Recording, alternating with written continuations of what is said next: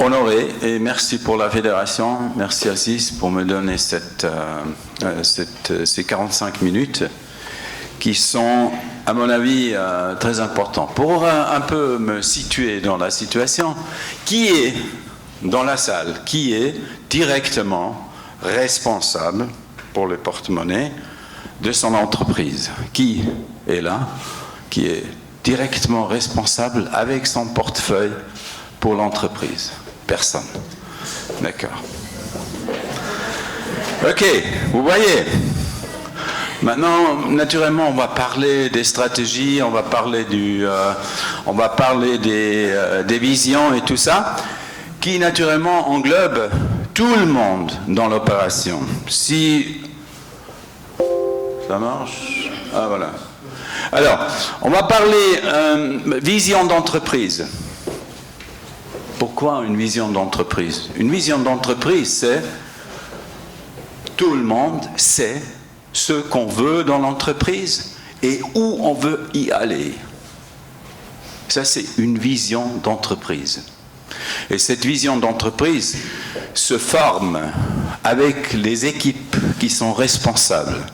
Parce que vous allez voir, quand on fait la création de concepts, service extérieur, service d'entreprise, IT, programmation et ajustement, élaboration des plans d'affaires, planification budgétaire d'entreprise, là, ça devient intéressant après tout ce parcours. Pourquoi?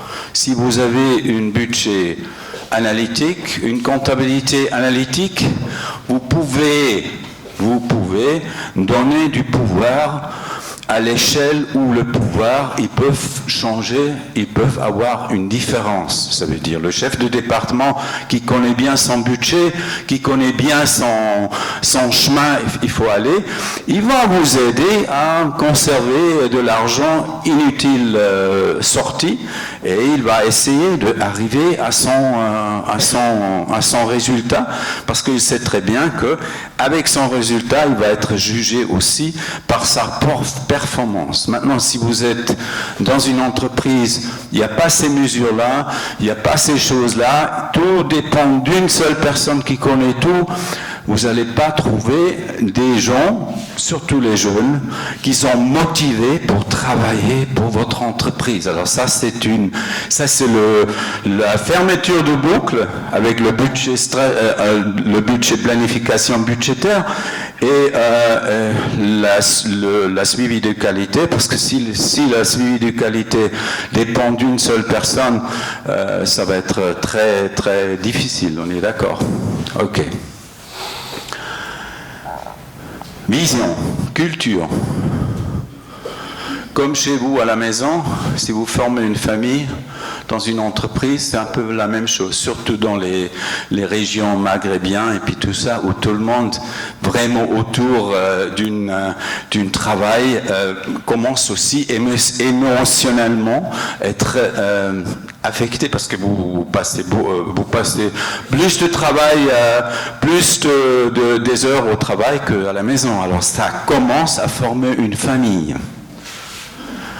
Alors, une question englobe, la culture d'entreprise devait créer et devait exister et supportée par tout le monde qui est en jeu. Ça commence par le propriétaire, les partenaires, ça commence par le directeur ou bien les responsables, les chefs de département et aussi leurs équipes. Pour moi, ça concerne naturellement une idée de réflexion qui va vous permettre de ajuster les grandes lignes de votre entreprise. Qui connaît, bon, on est dans une salle, qui connaît la vision de son entreprise, où il travaille? Bah allez-y, dites-le. Qui est responsable, ou bien qui tient des responsabilités dans une entreprise pour justement travailler sur la conception, sur la vision? Je pense, monsieur. Mais tout le monde, voilà, justement, c'est pour la raison pour laquelle, la prochaine fois, dans votre réunion du département, vous commencez à parler des visions, des cultures et puis tout ça. Trop souvent, la direction et de travailler avec les gens est une situation que les gens ils concernent comme être normal. Il y a des procédures, il y a ça et tout ça.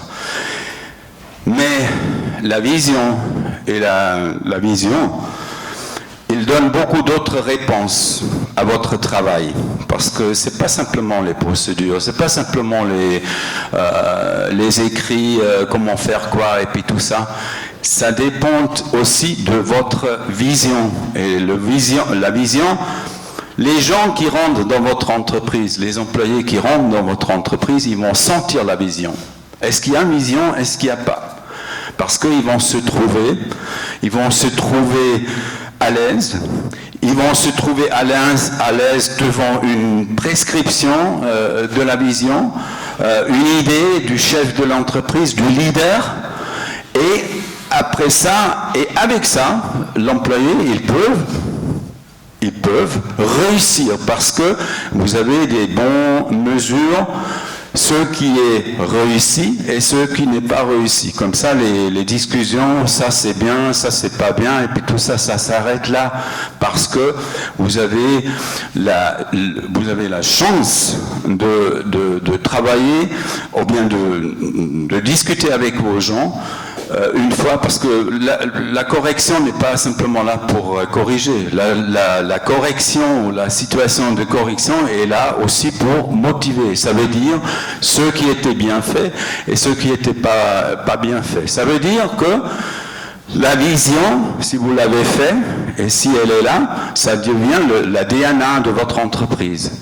Et la DNA de votre entreprise, ce sont par le client quand il rentre dans votre entreprise. Ça veut dire que le client, il ne sait pas qu'est-ce qui va mal dans cet hôtel.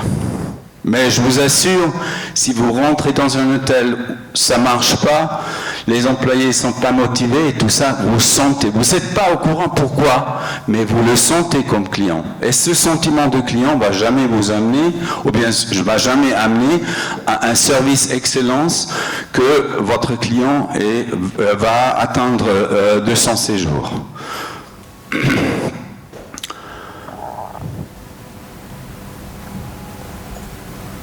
Les valeurs doivent être clairement définies, écrites, clairement communiquées dans tous les niveaux, du propriétaire, investisseur, jusqu'à la direction au HR avec tous les employés, et tous les employés devaient être au courant de votre culture d'entreprise.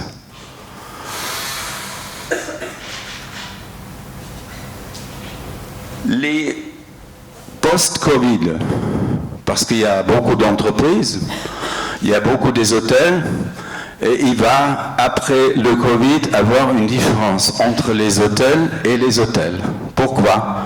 Pas à cause du lit, du confort, du luxe et puis tout ça. Il va avoir une différence à travers nous on dit le software, ça veut dire à travers des employés qui sont en contact tous les jours avec les clients. Et c'est pas des fois, vous voyez les démarches que les gens y prennent. Par exemple, Booking.com, je crois que c'est les gens qui réservent sur Booking.com, et je crois 79% regardent la notification de la catégorie 2 étoiles, 3 étoiles et tout ça, avant qu'ils réservent sur le réseau et puis tout ça. Ça veut dire que les soft skills, les retours de clients et puis tout ça sont très importants. Mais ça commence ici. Ça commence pas une fois le client arrive. Ça commence ici, avec la réflexion des équipes. Avec la réflexion des équipes dans le département. Le département, c'est comme une entreprise. Hein. Vous devez les voir, vous avez la direction a des chefs de département, et les chefs de département sont des leaders comme le directeur général, comme le propriétaire. Alors tous ces leaders-là, ils ont leurs équipes, et ils ont amené, ou bien moi je conseille, de chaque équipe, il fait sa vision, qui colle naturellement avec la vision générale de l'hôtel. Voilà, les réflexions, il faut réfléchir, il faut regarder, il faut contrôler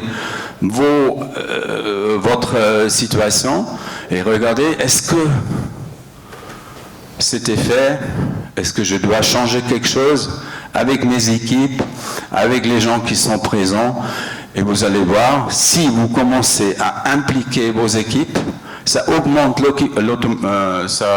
la motivation de votre équipe, ça augmente votre confiance, et avec une situation confiante, avec une équipe qui est motivée, vous allez très loin, vous allez voir. Il faut simplement... Moi, récemment, j'étais dans un hôtel à Tunis. On a fait toute cette situation, on a fait le business plan, on a fait tout le processus. Ça nous a pris 6 mois.